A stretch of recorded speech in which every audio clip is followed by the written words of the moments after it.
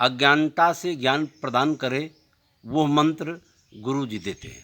इसको गुरु मंत्र कहते हैं।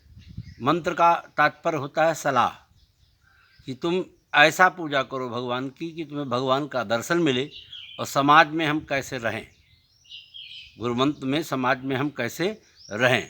मंत्र का मतलब सलाहकार। गुरु मंत्र जो होता है वो 6 अक्षर का होता है राम का, और 6 अक्षर होता है सीता का। 12 अक्षर होते हैं। 12 अक्षर में ही पूरे संसार की राशि हैं, और 12 ही राशि हैं, 13वीं कोई राशि बनी नहीं है। और 12 अक्षर का मंत्र ओम नमो भगवते वासुदेवाय ये भी है। राम जी का 6 अक्षर का मंत्र है और सीता जी का मंत्र है। वही मंत्र जो जिस परंपरा से लेता है वही मंत्र गुरु देते हैं, कि वो अज्ञान में भटक रहा है, उसका ज्ञान है कि भगवान का, ईश्वर का ध्यान करे, जप करे, उसके द्वारा तरण तारण होता है। जिसके द्वारा तरण तारण हो जाए, अज्ञानता समाप्त हो जाए, उसे गुरु मंत्र कहते हैं। गुरुजी एक चीज़ ये बताइए, इस समय जो एक करणी सेना का विवाद मचा हुआ है, इस पर आपका क्या कहना चाहते हैं? ये आप तो पत्रकार हैं, ये आप स्वयं सोच रहे हैं, जिस महाराणा प्रताप ने घास की रोटियां खा करके जी हर जात की सुरक्षा किया, जी उस समय देश आज़ाद भी नहीं था। उस समय देश आज़ाद भी नहीं था, छत्री ही थे जी जो पूरे देश की रक्षा करते थे। उसके बाद में ये सब पैदा हुए, चंद्रशेखर और दुनिया के जितने लोग उस पर बवाल कर रहे हैं, फेंकुन्ने भेज रहे हैं कि हम यादव हैं, हम ये हैं, हम वो हैं, एससी हैं, हम ये हैं। ये सब गलत बात है। एक महापुरुष का अगर हिंदू का अपमान हो तो हिंदू को एक रहना चाहिए।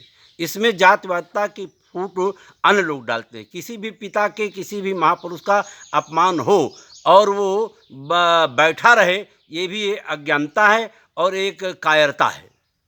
सज्जनता जब तक मौन रहती है, दुर्जनता तभी तक, पत्रकार महोदय जी, पनपती है। इसलिए इन दुर्जनों को समाप्त करना तो हिंदू का एक लक्ष्य होना चाहिए। सभी से हिंदुओं को एक होना चाहिए, चाहे वो कोई भीमराव अम्बेडकर का अपमान करे, अथवा वो मुलायम सिंह का अपमान करे, अथवा वो योगी जी का अपमान करे, जो समाज के कर्णधार। ये लोग पहले तलवारों से लड़कर के अपने हाथ गंवाया देश की रक्षा में, अपनी आंख पर गोली खाया, और इनको गद्दार कहने वाला वो नासमझ है, बेवकूफ़ कहा जाए उसको, एक शब्दों में यही कहा जा सकता है, अज्ञानी कहा जाए। उसको ऐसा नहीं करना चाहिए कि ठाकुर और यादव आपस में लड़कर के मर जाएं। उसे समरसता का सिद्धांत देना चाहिए। वो एक मंत्री के पद पर बैठा हुआ है, और उसका साथ मुलायम सिंह को के बेटे अखिलेश को भी नहीं देना चाहिए।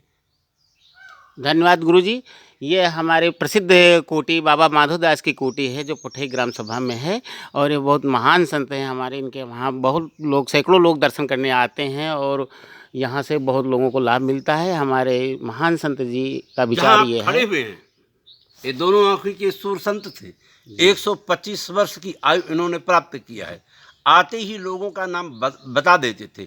आज भी इनके स्थान पर किसी भी प्रकार के भूत प्रेत की लगी हुई आत्माएं, जिनको संतान की प्राप्ति नहीं होती, वो दर्शन करने के लिए आते हैं। मेरे सामने जब से मैं यहाँ आया हूँ, तब से कई लोगों की मनोरथों की पूर्ति हुई है। यदि आप चाहते हो तो मैं उन्हें बुला करके आपके सामने मुखातिब भी करवा सकता हूँ। जी जी।